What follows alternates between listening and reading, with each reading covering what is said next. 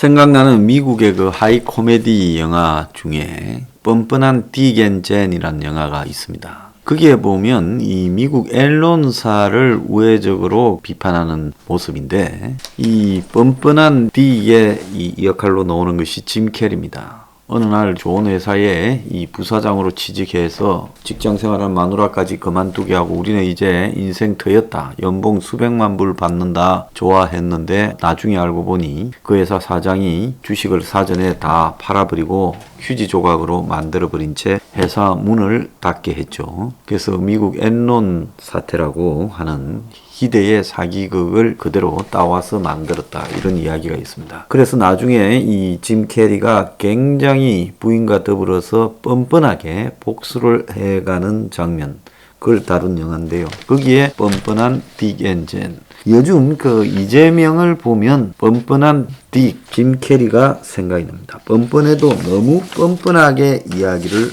하고 있어요.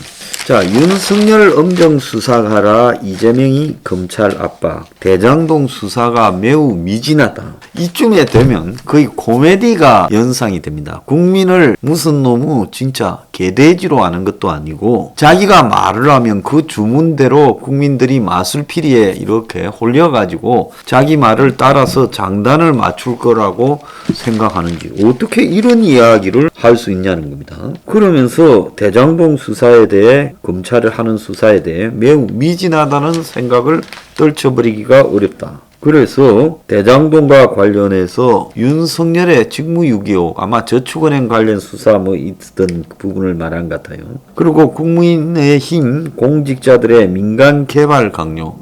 웃기고 있어. 이것도 지금 밝히 주지 않았습니까? 민간 개발 강요가 아니라 국민의힘의 전신인 한나라당이 성남시를 지배하고 있을 때 이 LH 공영 개발을 하라고 했는데 이재명이 민간 합동 개발을 가겠다고 했다고. 사실은 그것과 정반대인 기록들이 나오지 않았습니까? 그런데 아직도 이런 소리를 하고 있고요. 그리고 또 50억 클럽에 대해서 수사를 해야 된다. 이렇게 말을 하고 있습니다. 자, 지금 검찰이 일부러 수사를 하지 않고 있다.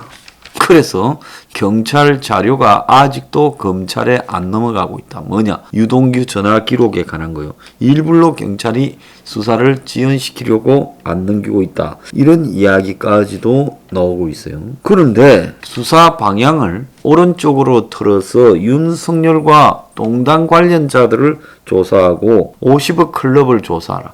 그 50억 클럽에 있는 수많은 변호사들 중에 상당수는 자신의 변호사비 대납 사건 관련해서 조사해야 될 대상 아닌가요? 자, 이자가 중앙선대위에서 이재명이든 윤석열이든 전부 다 수사해야 된다라고 하면서 이런 부산저축은행과 관련한 윤석열의 역할, 그리고 하나은행 이익 몰아주기 설계 의혹, 쥐가 설계하지 않았습니까? 50억 클럽과 국민의힘 공직자들의 민간 개발 강요 등을 거론하며 검찰에 왜 수사하지 않느냐, 더 신속하고 엄정하게 수사해달라 이렇게 말을 하며 검찰이 제대로 수사하지 않으면 당연히 특검을 통해 진상을 규명하고 상응하는 책임을 물어야 된다. 이러면서 대장동 특검 도입과 관련해 조건을 붙인 것이 아니라 일단은 검찰에 기회를 주고 충실히 수사하도록 기다려보고 제대로 하지 않을 때는 강력하게 예외 없이 특검을 하는 것이 맞다. 검찰이 11월 말까지는 시간 끌 거라는 걸 다 알고 있겠죠. 자, 그러면서 이제 12월 중순 이후에 특검 논의가 시작되고 12월 말 넘겨서 내년 1월 초에나 특검 합의가 이루어질지 모르고 그 순서라면 결국은 대선 전에 특검을 합의한다 하더라도 실제적인 특검이 되지 못할 거니 사전에 자신이 가해자이면서 피해자 코스프레를 하는 것이 유리하겠다. 어차피 이렇게 돌아가니 그러는 게 낫겠다라고 생각하며 예외 없이 수사하라고 하는 황당한 소리를 했습니다. 국민의 대다수는 이미 이재명의 저런 적반하장과는 관계없이 이 사태가 누가 해먹었는지 알고 있습니다. 어제 어떤 분이 글을 올렸어요. 뭐 미용 케어 관련하는 것 같은데 5시에 이 황장수 생방송을 틀어놓고 미용 케어를 하니까 손님이 30대 남자분인데 그걸 다 듣고 있더니만 저게 무슨 방송이냐 해서 황장수 뉴스 브리핑이다 하니까 자기도 찾아봐야 되겠다고 하면서 자기는 원래 이재명 지지자였는데 대장동 하는 거 보니까 지지를 철회해야 된다. 저런 사람 되면 안 된다고 말했다는 겁니다. 그래서 아주 정치에 무관심하고 그냥 생활에 바쁜 그런 젊은 층조차도 대장동 사태에 대해서 나름 감을 잡고 이해를 하고 있습니다.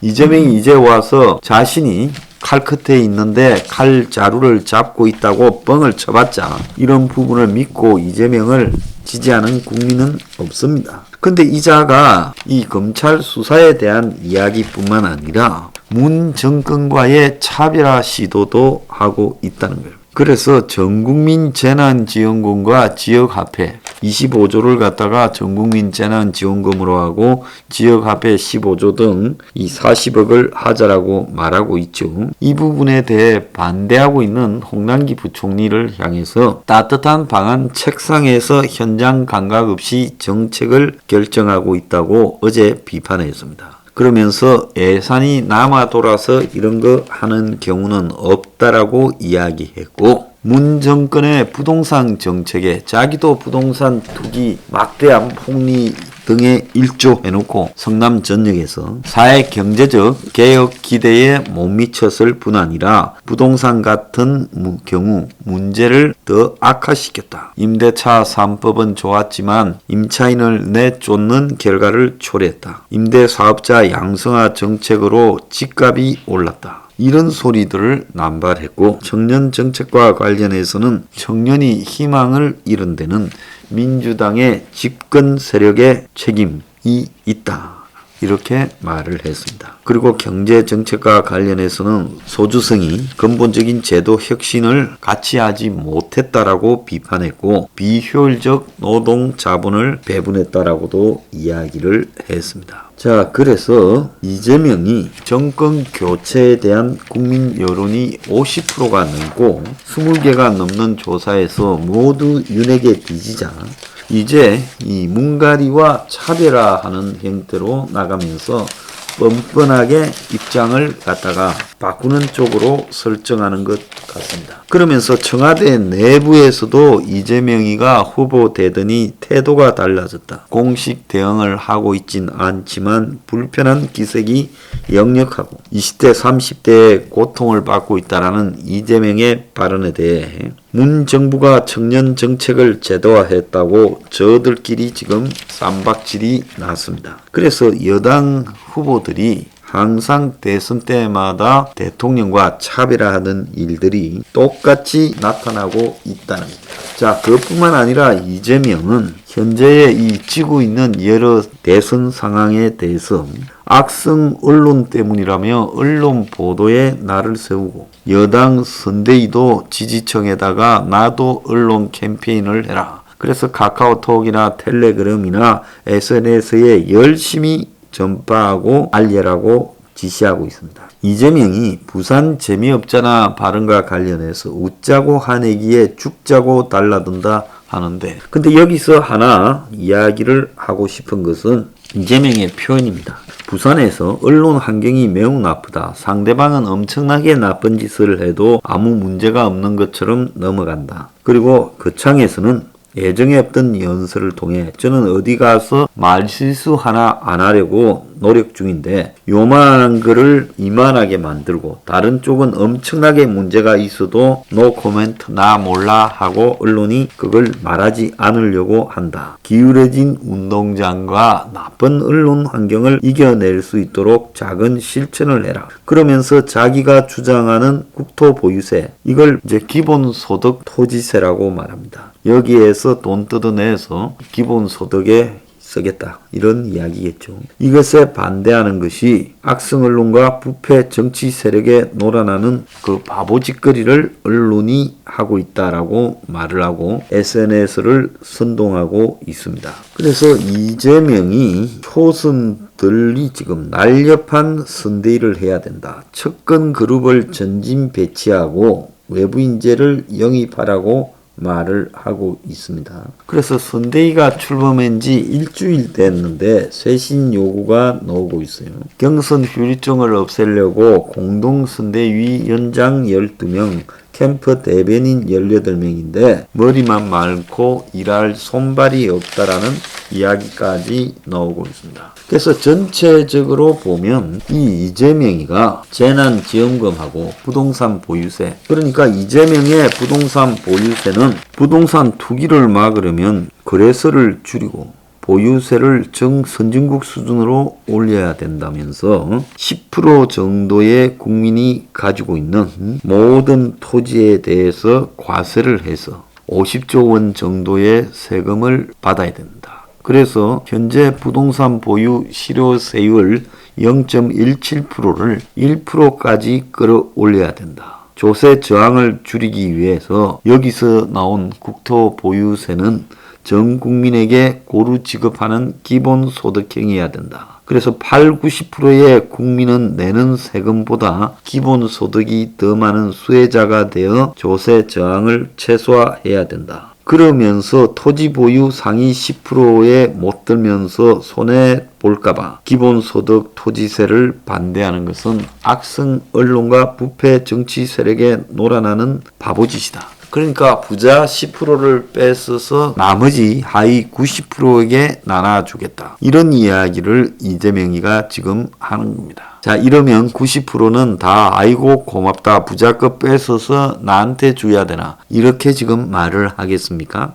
중요한 거는요, 세금을 누구한테 매겨서 그것을 국가를 위해서 생산적인 용도에 써야지, 그걸 누구에게 나눠주기 위해서 세금을 매긴다는 것은 이 세금 제도에서 최악의 상황을 유발할 수 있다는 겁니다. 그거는 약탈이지요. 그러지 않습니까? 저는 국가가 그 안에 속한 국민들을 고루 행복하게 만들도록 해야 될 책임이 있다라는 입장을 가지고 있지만은 이재명식의 저런 약탈적 평등, 강제적 공정이라는 부분에 대해서는 절대 그렇게 가서는 안 된다.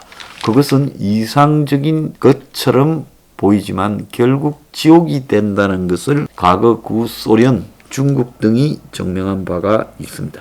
대장동에서 본인 책임을 빼고 시간 끌기라는 꼼수, 이렇게 봐야 되죠. 그래서 거짓말도 처음에는 사람들이 긴가민가 하지만 반복적으로 아주 오래 거짓말을 영향력 있는 사람이 지속적으로 하면 나중에는 사람들도 다 속게 된다는 히틀러식의 그런 프로파간다를 하고 있다고 보고 있습니다. 그래서 저런 식의 프로파간다를 지속하는 부분은 이건 대통령으로서 기본적 자격 미달이라는 겁니다.